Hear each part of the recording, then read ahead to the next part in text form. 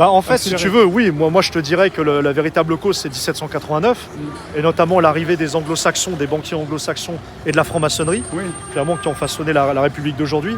Mais concrètement, pour les Français d'aujourd'hui, ça leur parle pas, ça.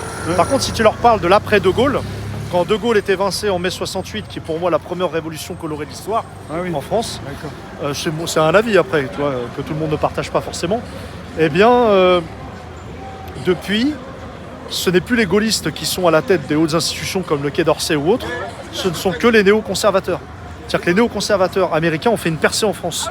Et donc ils ont façonné les hauts fonctionnaires, ils les ont manipulés, corrompus. Et maintenant, tu peux être sûr que depuis, on va dire, et surtout depuis Giscard d'Estaing, et ça s'est accéléré avec Sarkozy, Sarkozy en fait a mis le coup d'épée final, tu vois. Et depuis Sarkozy, on a une politique totalement alignée sur Washington. Et c'est d'ailleurs Sarkozy et Hollande qui ont abandonné la défense européenne. Parce qu'à la base, les Européens étaient d'accord pour s'émanciper de l'OTAN et créer une défense commune européenne, tu vois. Et De Gaulle, lui, il n'en voulait pas de tout ça, donc il s'est fait éjecter alors pour toi. Il s'est fait éjecter pour plusieurs raisons. De Gaulle, il s'est fait éjecter d'une parce qu'il voulait, que comment dirais, l'économie mondiale soit adossée sur l'or, tout comme Kennedy.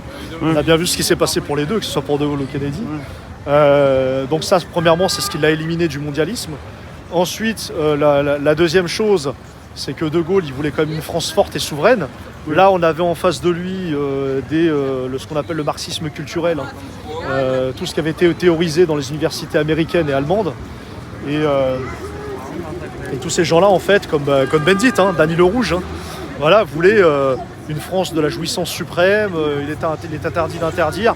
Là, on est dans la libération de l'homme autoritaire.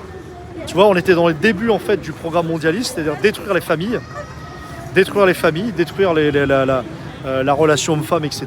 Et c'est sous De Gaulle que tout ça s'est fait. Donc De Gaulle, il a subi la triple attaque, si tu veux, du mondialisme.